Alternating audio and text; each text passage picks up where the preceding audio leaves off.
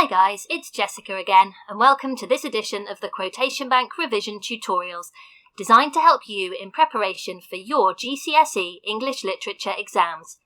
Today we'll take a key quotation from the text and provide a great model for how to go about analysing it, as well as providing you with the framework for an excellent revision activity you can then do on your own.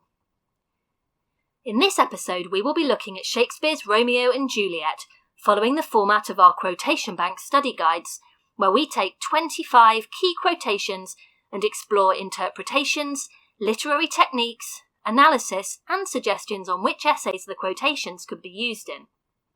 The Quotation Bank has guides for a variety of GCSE texts available on our website, Amazon or online, so go and have a look, as well as follow us on social media. And if you find this video useful, don't forget to give us a thumbs up and subscribe here on YouTube. Today we are exploring a quotation from Act 2, Scene 2, where Romeo forthrightly declares that Juliet is the sun. Arise, fair sun, and kill the envious moon.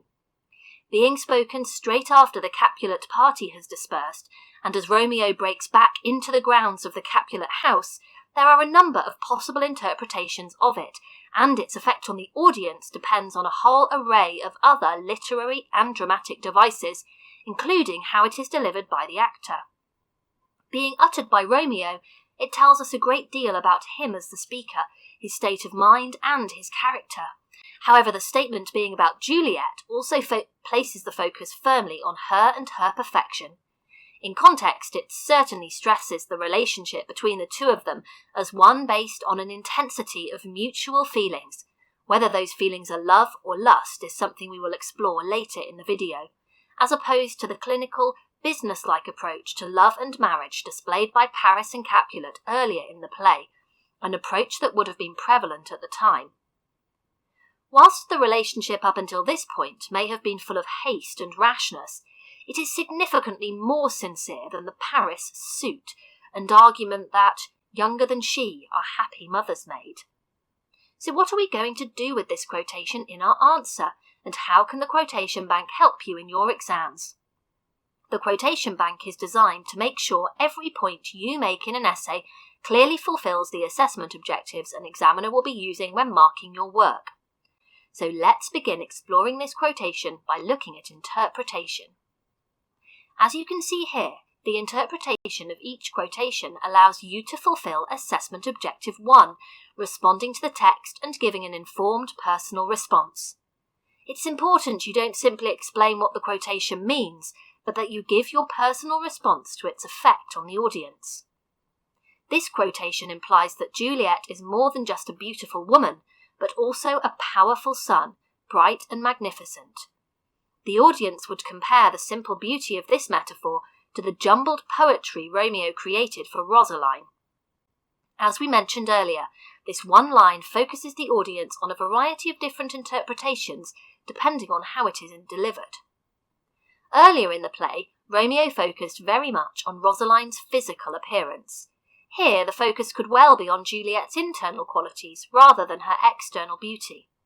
Furthermore, Romeo's infatuation with Rosaline caused him to assert, "Love is a smoke raised with the fume of sighs," suggesting love creates a lack of vision and understanding. "Arise, fair sun," commands that Juliet bring light and vision to the world. But for all the purity, simplicity and genuine sense of love that flows from the line, an alternative interpretation could focus on Romeo's rapid changeability and the suggestion this quotation is loaded with lustful thoughts rather than loving tenderness. In stage time, a very short period has passed since Romeo was refuting Benvolio's claims that there were more attractive women than Rosaline, and he does so with a very similar argument. He suggests, "One fairer than my love, the all-seeing sun never saw her match since first the world began." The similarities between these quotations are numerous. Both Rosaline and Juliet are described as fair, comparisons with the sun are made, and a match or conflict between two competing entities is present. All this being said, most interpretations focus on the purity and romance of this quotation. Although it compares to Romeo's words about Rosaline, directors frequently accentuate the love, sincerity, and evident youthful desire to be with Juliet in these words. But now we want to delve into some detailed analysis of how Shakespeare conveys this idea to the audience, and we're going to start by identifying some literary techniques. As you can see here, using subject-specific terminology correctly, in this case the literary devices used by Shakespeare, is a key part of assessment objective 2. And in this quotation there are some very specific language choices, as well as use of metaphor and juxtaposition. It is really important at this stage to remember, never simply technique spot.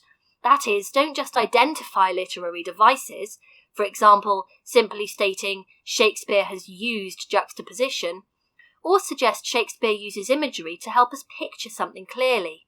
When we identify a literary device, it's vital to analyse the effect of that specific example. And if you don't know what the technique is, it really doesn't matter. It is the analysis that counts.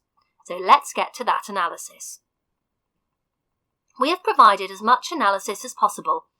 It is a great idea to analyse the quotation in detail.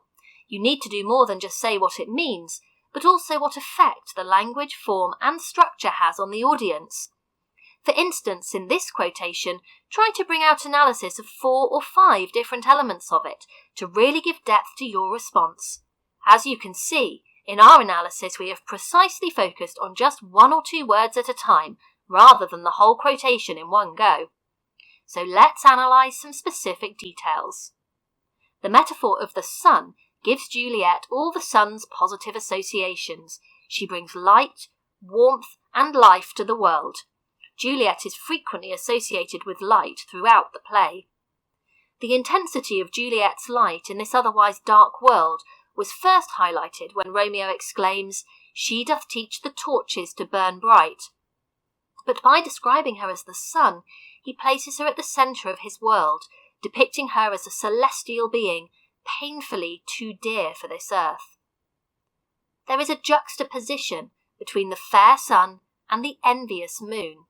Again, as with all conflict in the play, the relationship between the sun and moon ends in violence and death, as Romeo instructs the sun to kill the moon. Romeo is so tainted by conflict that even in this moment of pure love, he cannot contemplate the sun and the moon coexisting. He seems to suggest the purpose of arising would be simply to kill, with the adjective envious accentuating the rancour between the two entities.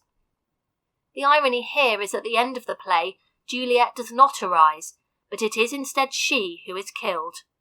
Darkness and night, represented by the moon, are triumphant in the tragedy. The fair sun is extinguished. If the audience wish to be optimistic, however, they can take solace in the fact Juliet does shine again. The prologue and the nature of tragedy itself means Juliet was always going to die, but the tragic structure also dictates that the lessons of the past are learnt, and the surviving members of the play move forward with new vision, encapsulated by the fact Montague declares, "But I can give thee more, for I will raise her statue in pure gold, that while Verona by that name is known, there shall be no figure at such rate be set as that of true and faithful Juliet." The statue, raised in pure gold, guarantees that Juliet will arise again.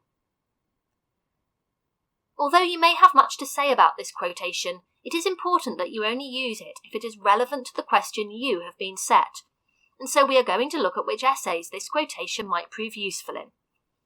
Your answer needs to be focused to fulfil assessment objective 1. This section helps you choose relevant quotations and link them together for stronger essays. As we have discussed, it is certainly a useful quotation in any exploration of Juliet's development throughout the play. Here, the sun creates an image of perfection around Juliet. Her relationship with Romeo is one full of potential, yet after their wedding night, the sun brings a new dawn and the beginning of Romeo's banishment. Romeo here demands that she arise. She ends the play pleading, "I long to die." This quotation also provides an interesting perspective on love and hate within the play. Romeo and Juliet's first meeting is beautifully loving. Whether it is the religious imagery throughout their conversation, the sonnet structure to their dialogue during the party, or the tenderness of their first kiss, it is clear that love flows throughout their meeting. Romeo's assertion that Juliet is the sun places her at the centre of his world. Yet, as with so much in Romeo and Juliet, even love is tinged with hate. For Juliet to thrive, she must kill the envious moon, reinforcing the ever-present theme of conflict throughout the play. Very little in the play seems to be able to coexist. Montague and Capulet, love and hate, fate and religion. Like the sun and the moon, only one can triumph. I hope you found this analysis useful, and if you have, do give a thumbs up and subscribe for more videos from the Quotation Bank.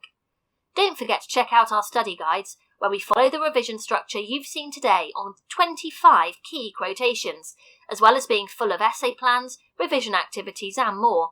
They're available from our website and other online stores, and follow us on social media. Send us a quotation and we'll try to help you out with your analysis. Thanks for listening.